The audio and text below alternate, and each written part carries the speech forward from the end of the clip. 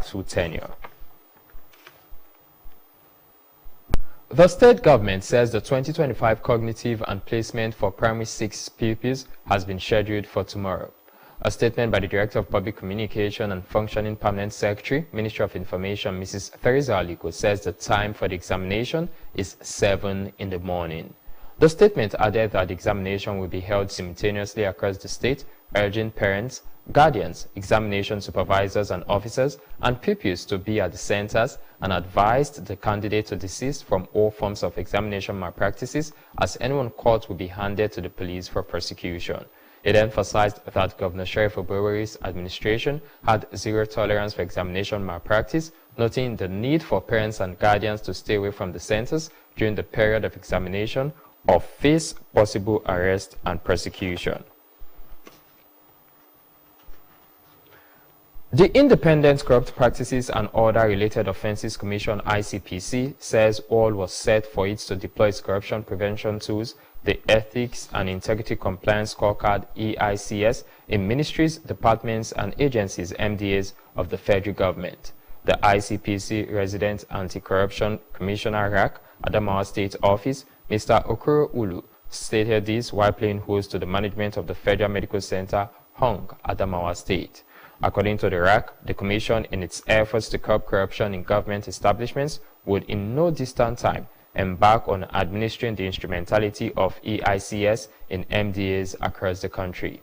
Mr. Ulu explained that the EICS was ICPC's annual assessment tool that the Commission deployed to evaluate MDAs on their adherence to ethics and integrity requirements. According to him, EICS was designed to promote a culture of ethical values and compliance, to identify loopholes that aid corruption in MDAs for actions to be taken to minimize them. The Anti-Corruption Commissioner thereafter sought for the cooperation of the FMC in that regard and encouraged the organization to support the constitution of an Anti-Corruption and Transparency Unit, ACTU, in the center.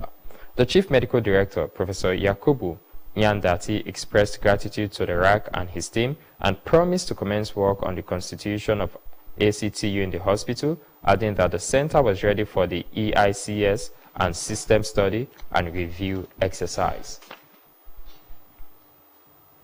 Still to come on the news, Edo State government uncovers and seals a brothel built within the premises of a primary school in the state. Details of this and more coming up shortly.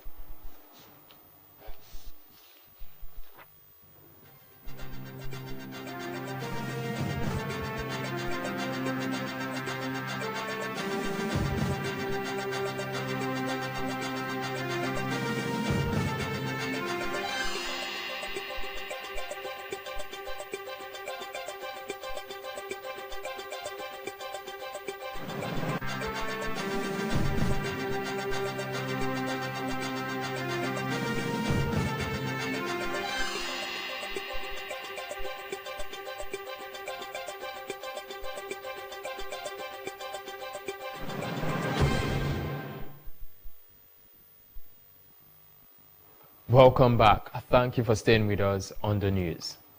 The Edo State government has uncovered and sealed a brothel built within the premises of a primary school in Esan West local government area of the state. The Edo State Coordinator for the Protection of Government Property (PGP), Mr. Eugene Okolosi, disclosed this in Benin City.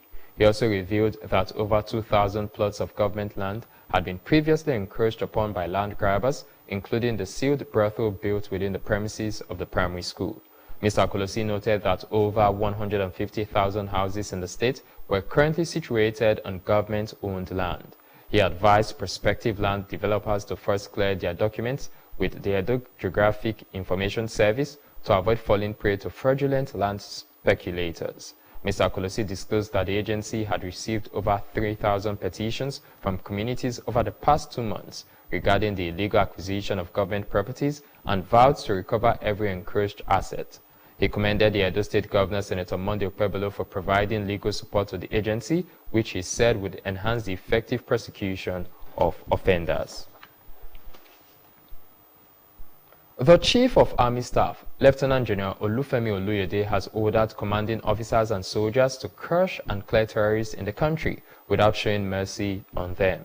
General Oluyede gave this order while declaring Chief of Army Staff biannual conference closed in Maiduguri, where top-ranking Army generals brainstormed for 3 days to discuss the way forward to safeguard national peace and security.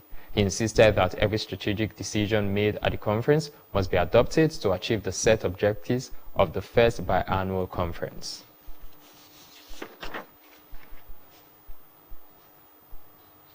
The Democratic Republic of Congo's Senate has stripped former President Joseph Kabila of his immunity, paving the way for his prosecution over his alleged backing of rebels in the East. Authorities had accused him of treason and war crimes, saying there was a substantial body of documents, testimony, and material facts linking Kabila to the M23 armed group, which had taken control of several towns in the mineral-rich East. Mr. Kabila, 53, had not commented on the accusations, but had in the past denied any connection with the insurgents.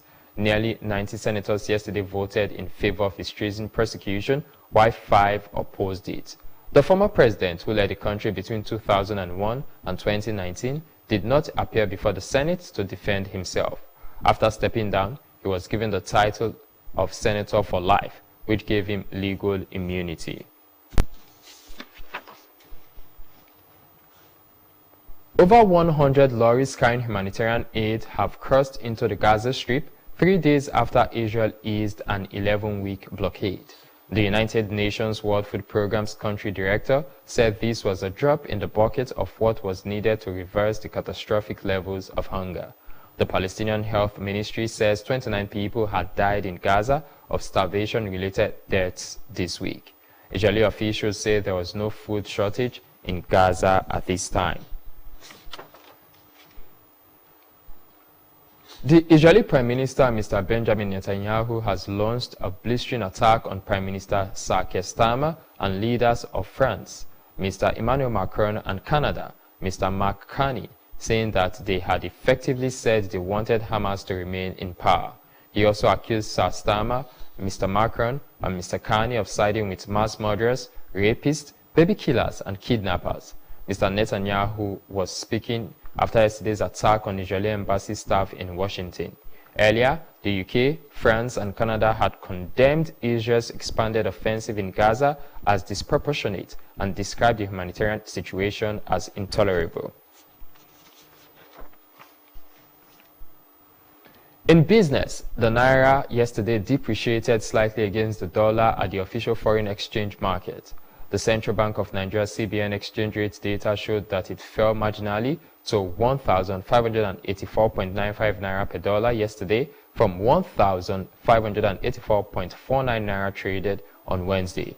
This means that the Naira dropped by 0.46 Naira against the dollar on a day-to-day basis. However, at the black market, the sell rate of Naira to dollar remained flat at 1,625 Naira yesterday, the same exchange rate recorded on Wednesday. A bureau de change operator in Wuse Zone 4 Abuja, Mr. Abubakar Al-Hassan, said the Naira was sold at 1,625 Naira per dollar yesterday. The Naira's fluctuations persisted despite the CBN governor's Dr. Olayemi Cardoso's relatively stable Naira stance. Five-time world champions Golden Eaglets have zoomed into the semi-finals of the football event of the 22nd National Sports Festival ongoing in Ogun State. Abdulmuiz Adeleke, who netted the first goal in the 2-1 win over Edo State on Monday, came up big with a brace against Ebonyi State in this morning's quarter-final encounter, which the Eaglets won 5-0 to sail into the last four. Mohamed Imrana, scorer of the second goal against Edo State, was also among the goal scorers, though he was unlucky to bag a red card in the closing minutes of the encounter. Destiny Samuel and Emmanuel Ochigbo were the other scorers. The Flamingos drew goalless with Lagos State. They lead their Group B with 5 points, ahead of Friday evening's final group stage clash with Enugu State, who are pointless. Delta and Lagos State are fast on the Flamingos' heels with 4 points each. Osun State leads the 4-team Group A with 7 points, with Ogun and Edo States on 5 and 4 points. Nigerian athlete Chukwuebuka Anekwechi will be making his first appearance in the 2025 Wanda Diamond League season as the fourth installment heads to Rabat, Morocco on Sunday, having been officially listed amongst the participants to compete in the men's shot put event. The 32-year-old expectedly did not feature in the first 3 meets of the season held in Xiamen, China on April 26, Shanghai also in China on May 3, and in Doha, Qatar on May 16, as the men's shot put event was not on the lineup of disciplines. However, the Rabat Diamond League will allow the reigning African Games champion and two-time African Championship winner to assess his preparations and readiness for the World Athletics Championships set to be held in Tokyo, Japan in September. Enekwechi has been pitted against 11 other top athletes in the shot put event at the Rabat Diamond League. The former Purdue University man has his work cut out when he faces the likes of two-time world champion and Olympic medalist Joe Kovacs of the USA, multiple world and Olympic medalist Tom Walsh of New Zealand, and 2024 Olympic bronze winner Rajendra Campbell. Despite the array of talent set to be on display in Rabat on Sunday, Enekwechi has reasons to feel confident, even though he has the lowest mark, having thrown 20.37 meters this season. However, America's Steen Rogers stands out, having recorded a season's best throw of 21.62 meters, which trumps other competitors in the lineup. There will be a total of 14 events at the Wanda Diamond League in Rabat, Morocco on Sunday, comprising 8 disciplines for the men and 6 women's events. The need for Christians to hold on to Christ as the resurrection and life and not succumb to ungodly practices due to the fear of death has been re-emphasized.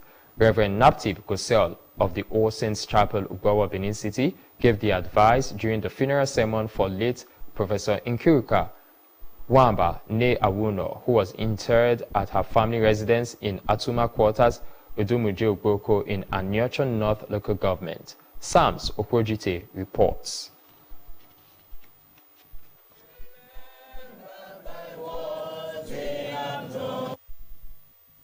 Speaking against the fear of death, Reverend Gusel is explaining from 1 Corinthians chapter 15 verse 55 that death had no lasting sting on Christians, since Christ's death and resurrection furnished the basis for our resurrection and eternal life.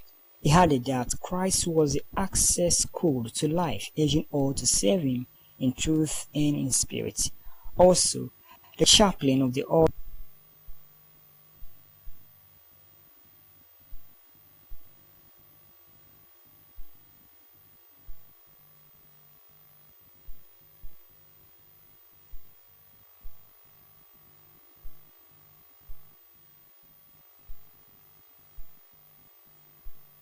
for those who do not have the access code, who crashed in, they will be crashed out into utmost or everlasting punishment. For those who had the code and wear it, you will rest and enjoy life forever and ever.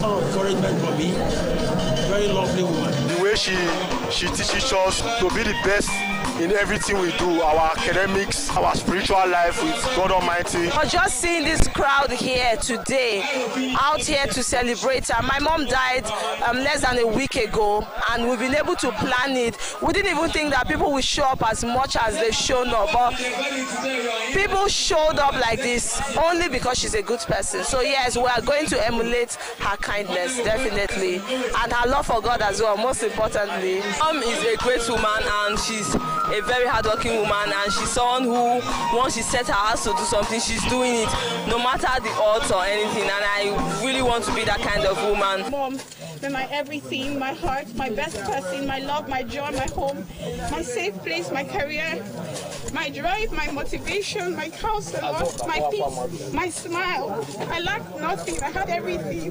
The trust that Mom bestowed on us as her children. She was committed to changing the face of university education for the better, and she gave her all for it.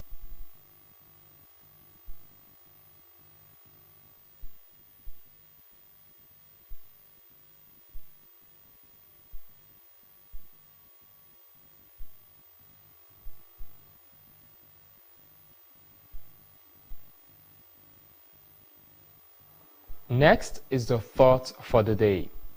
Service to God without obedience to His word is worthless.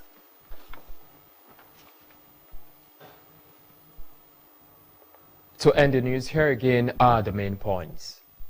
President Bola Tinubu has assured Nigerians that universities and other tertiary institutions in the country have been factored into his administration's plan for more funding as to compete favorably with others globally. President Tinubu stated this during the 61st Foundation Day and the 35th convocation ceremony of the Adeyemi Federal University of Education, Ondo State. Delta State Forum of Presidents General has passed a vote of confidence in Governor Sheriff Oborevwori for his achievements in his human capital development and infrastructural transformation. This was part of decisions reached by the forum at a meeting with the Special Advisor to the Governor on Community Development, Mr. Tony Agbonaya, in Asaba. The Edo State government has uncovered and sealed a brothel built within the premises of a primary school in Esan West local government area of the state. The Democratic Republic of Congo Senate has stripped former President Joseph Kabila of his immunity, paving the way for his prosecution over his alleged backing of rebels in the east. That's the news. Many thanks for watching. I am Ogaga Ekama. Good evening.